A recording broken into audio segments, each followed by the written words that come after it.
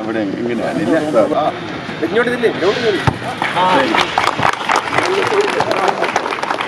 Poojappura central jail കോമ്പൗണ്ടിലുള്ള വ്യത്യസ്തങ്ങളായിട്ടുള്ള jail സ്ഥാപനങ്ങളിൽ ജോലിയെടുക്കുന്ന 600 പരം jail ഉദ്യോഗസ്ഥരുടെ മാനസികവും ശാരീരികവുമായ ഉല്ലാസം ഉറപ്പുവരുത്തുന്നതിന് വേണ്ടിയിട്ട് ജയിൽ ഉദ്യോഗസ്ഥന്മാരുടെയും അന്തേവാസികളുടെയും അധ്വാന ഫലമായിട്ട് ഇവിടെ നിർമ്മിച്ചിട്ടുള്ള ഒന്നാണ് ഈ കളിക്കളം. ഈ കളിക്കളത്തിൽ 2 ഷട്ടിൽ കോർട്ടുകളും ഒരു വോളിബോൾ കോർട്ടും ഓപ്പൺ ജിമ്മും ആണ് വിഭാവന ചെയ്തിട്ടുള്ളത്.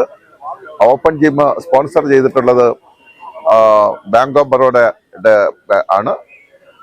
ഇവിടെ ഏറ്റവും പ്രധാനമായിട്ട് ജയിലിലെ അന്തേവാസികളുടെ അധ്വാനത്തെയാണ് നമ്മൾ മാക്സിമം പ്രയോജനപ്പെടുത്തിയിട്ട് ഇത് യാഥാർത്ഥ്യമാക്കി തീർത്തത്.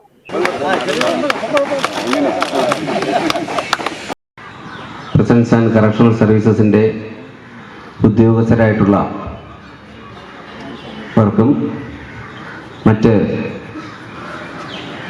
ഉദ്യോഗസ്ഥരല്ലാത്ത നമ്മുടെ സുഹൃത്തുക്കൾക്കും എല്ലാം ഇവിടെ വന്നിട്ട് ഫിസിക്കൽ ഫിറ്റ്നസിനും മാനസികമായ എൻ്റർടൈൻമെൻറ്റിനും ഉൾപ്പെടുത്തിക്കൊണ്ട് നമ്മൾ ഇവിടെ ഒരു കളിക്കളം രൂപം കൊടുത്തിട്ടുണ്ട്.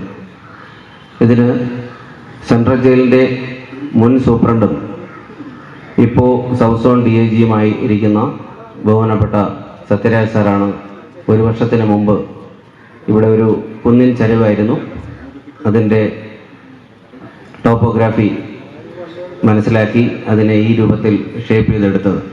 ഇതിന് പുറകിൽ ഒരു കൂട്ടം ഉദ്യോഗസ്ഥരുടെ കഠിനാധ്വാനവും അന്തേവാസികളുടെ കഠിനാധ്വാനവും ഇതിലുണ്ട്. ഇതിന് ബഹുമാനപ്പെട്ട വകുപ്പ് അധ്യക്ഷൻ ബൽറാം കുമാർ ഉപാധ്യായ PS അവർകൾ ഒരു 6 മാസം മുമ്പ് ഈ വർക്കിൻ്റെ പുരോഗതി വന്ന് കാണുകയും അദ്ദേഹത്തിൻ്റെ അനുവാദത്തോടുകൂടി 4,60,60,000 ചില്ലാനം രൂപ അദ്ദേഹത്തിൻ്റെ അധികാരപരിധിയിൽ നിന്ന് നൽകുകയും നമുക്കൊരു ഓപ്പൺ ജിമ്മ് ഇവിടെ ഇതിൻ്റെ കൂടെ അറ്റാച്ച് ചെയ്യണമെന്നുള്ള ആഗ്രഹം പ്രകടിപ്പിച്ചപ്പോൾ ബാങ്ക് ഓഫ് ബറോഡയുടെ ബഹുമാനപ്പെട്ട അധികാരികൾ, റീജിയണൽ മാനേജറും മറ്റ് ശ്രീധർ സാറും മറ്റുള്ള പ്രധാനപ്പെട്ട ഇന്ന് ഇവിടെ എത്തിയിരിക്കുന്ന ബാങ്ക് ഓഫ് ബറോഡ ഉദ്യോഗസ്ഥരും എല്ലാം ഇതിനെക്കുറിച്ച് മനസ്സിലാക്കി 5 ലക്ഷം രൂപ അവർ ഓപ്പൺ ജിമ്മും അതുമായി അനുബന്ധിച്ച് നമുക്കൊരു ഡ്രസ്സിംഗ് റൂമിനുള്ള കൺസ്ട്രക്ഷന് വേണ്ടിയുള്ള ഒരു സ്പോൺസർഷിപ്പ് ഉണ്ടായി. AG സൗത്ത് ജോണും mister Sridhar regional office head office from bank of Baroda, Shanly madam, LBS സ്കൂളിലെ പ്രിൻസിപ്പലും, നമ്മുടെ central prison superintendent Sajeev, George district jail superintendent, ഇവിടെ സന്നദ്ധരായ എല്ലാവരും അന്തേവാസികളും, ഇത് വളരെ വിശദമായി DIG സൗത്ത് ജോൺ ഇതിൽ സംസാരിച്ച് കഴിഞ്ഞു, അതുവേണ്ടി അതിലേക്ക് ഞാൻ കിടക്കുന്നില്ല. പക്ഷെ കഴിഞ്ഞ വർഷം നമ്മുടെ കണ്ണൂരിലെ ഈ കായിക ആദ്യമായി സ്റ്റേറ്റ് മീറ്റ് തുടങ്ങുമ്പോൾ തന്നെ അവസാനിക്കുമ്പോൾ ദിവസം ഞാൻ അവിടെ ഉണ്ടായിരുന്നു. അതിൽ അടുത്ത വർഷം ത്രിവേന്ദ്രമിൽ തന്നെ ഉണ്ടാവും, അങ്ങനെ അവിടെ തന്നെ പ്രഖ്യാപിച്ചിട്ടാണ്. ആ സമയം ത്രിവേന്ദ്രമിലെ നമുക്ക് ഇരിക്കാൻ പോലെ ഒരുതെങ്കിലും ഇനോഗ്രേഷനിലെ പോലെ ഒരു ചെറിയ ഗ്രൗണ്ട് ഇല്ലാത്ത സാഹചര്യമുണ്ടായിരുന്നു. പക്ഷേ ഈ കഴിഞ്ഞ 10 മാസങ്ങളിൽ 8-9 മാസങ്ങളിൽ ഈ ട്രിവേൻഡ്രം സെൻട്രൽ പ്രിസണിലെ ഉദ്യോഗസ്ഥരും അന്തേവാസികളും ജോലിക്കാരും എല്ലാവരും വളരെ ഒരു താല്പര്യം എടുത്തിട്ട്, ഒരു ചലഞ്ച് പോലെ എടുത്തിട്ട് ഇത് ഒരു നല്ല രൂപത്തിൽ ഒരു ചെറിയ നമ്മുടെ മിനി സ്റ്റേഡിയം ഇല്ലെങ്കിൽ മിനി ഗ്രൗണ്ട് പോലെ ഉണ്ടാക്കിയിട്ടുണ്ട്. ഇത് തുടക്കമാണ് ഞാൻ മനസ്സിലാക്കുന്നത്. ഭാവിയിലേക്ക് ഇത് ശരി ഗാലറിയിലും ഇമ്പ്രൂവ്മെൻ്റ് ആവും പതുക്കെ ഇവിടുത്തെ എല്ലാവർക്കും അധ്വാനിക്കാം. അതുവേണ്ടി ഇതിൽ പങ്കെടുത്തിട്ട് എല്ലാവരും ഉദ്യോഗസ്ഥൻ മുതൽ അന്തേവാസികൾ എല്ലാവരും ഞാൻ അഭിനന്ദിക്കുകയാണ്. പിന്നെ നമ്മുടെ ഈ ഒരു ഞാൻ പറയുന്നത് നമ്മുടെ ഉദ്യോഗസ്ഥർക്ക് വേണ്ടിയാണ് ഇതെല്ലാം പരിപാടി. പക്ഷെ ഇപ്പോൾ ട്രിവേൻഡ്രമിലെ ജയിൽ കമ്പൗണ്ടിലെ ഉള്ളിലെ സംഗതിയായി കഴിഞ്ഞാൽ ഒരു അന്തേവാസികൾക്കും വേണ്ടി അവർക്ക് ഒരു ചെറിയ ഒരു വെൽഫെയർക്ക് വേണ്ടി ഭാഗമായി ഇവിടെ ഉള്ളിൽ ഏതെങ്കിലും ഒരു ബാഡ്മിൻ്റൺ ടൂർണമെൻറ്റ് അല്ലെങ്കിൽ വോളിബോൾ ടൂർണമെൻറ്റ് അന്തേവാസികൾക്ക് വേണ്ടി വേണം. അത് അന്തേവാസികളിലും തന്നെ ഈ വർഷം തന്നെ ഇവിടെ ഉണ്ടാവണം ടൂർണമെൻറ്റ് അവർക്ക് വേണ്ടി. ഇതിൽ ഉള്ളിൽ താമസിക്കുന്ന ഇഷ്ടം പോലെ 400-500 ആൾക്കാരുണ്ട്. അതിൽ അവിടെ തന്നെ ഒരു കുറച്ച് ടീം ഉണ്ടാക്കിയിട്ട് ഇവിടെ തന്നെ ചെയ്യാൻ പറ്റും. കാരണം അവർക്ക് മാനസികമായി പ്രയാസങ്ങൾ, അവർക്ക് ഒരു ജീവനിലെ ഈ കായിക പരിപാടി ജയിലിൻ്റെ ഉള്ളിൽ തന്നെ ഇപ്പോൾ ചെയ്യാൻ സാധിക്കുന്നുണ്ട്. അതിൽ ഫലപ്രദമായി അവർക്ക് ഉപയോഗം ചെയ്യേണ്ടതാണ്. അതുകൊണ്ട് പിന്നെ നമ്മുടെ ഈ ചെറിയ നമ്മുടെ മിനിസ്ട്രിയൽ സ്റ്റാഫും ഇഷ്ടം പോലുണ്ട് ഇവിടെ തൊട്ടടുത്ത കമ്പൗണ്ടിൽ. അവർക്ക് അവിടെ തമ്മിൽ ഏതെങ്കിലും ഒരു ബാഡ്മിൻ്റൺ ടൂർണമെൻറ്റോ അല്ലെങ്കിൽ ഏതെങ്കിലും കായിക മേള പോലെ ചെയ്യാൻ പറ്റും. സ്റ്റേറ്റ് മീറ്റ് കൂടാതെയും അവർക്ക് ഏതെങ്കിലും കുട്ടികൾക്ക് വേണ്ടി സംഘടിപ്പിക്കാൻ പറ്റും. ആ ഒരു കൾച്ചറിലേക്ക് വരുമ്പോൾ ഇത് നമുക്ക് ഉപയോഗിക്കാൻ സാധിക്കും. മാഡം, താങ്കൾക്ക് ഒരു ഗ്രൗണ്ട് വലിയ നല്ല ഗ്രൗണ്ടാണ് തൊട്ടടുത്ത് നമ്മുടെ കമ്പൗണ്ടിൽ. ചിലപ്പോൾ ആ ഗ്രൗണ്ടും നമുക്ക് ഒരു സൗജന്യമായി കൊടുക്കണം.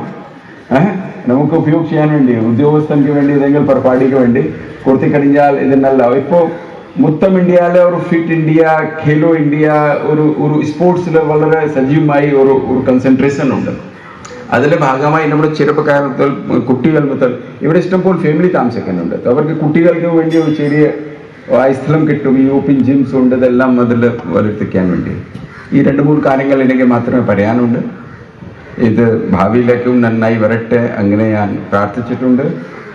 എല്ലാവർക്കും വീണ്ടും ഒരിക്കൽ ഞാൻ അഭിനന്ദിക്കുന്നുണ്ട്. നന്ദി, നമസ്കാരം.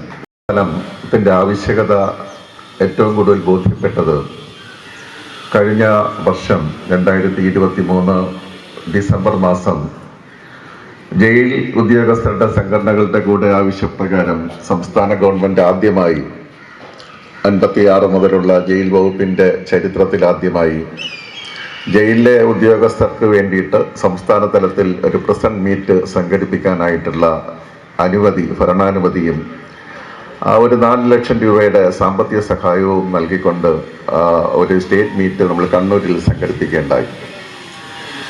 നമുക്കെല്ലാവർക്കും അറിയുന്നത് പോലെ ജയിൽ വകുപ്പിലെ ജോലി എന്ന് പറയുന്നത് വളരെ മാനസിക സംഘർഷം സംഭാവന ചെയ്യുന്ന ഒന്നാണ്.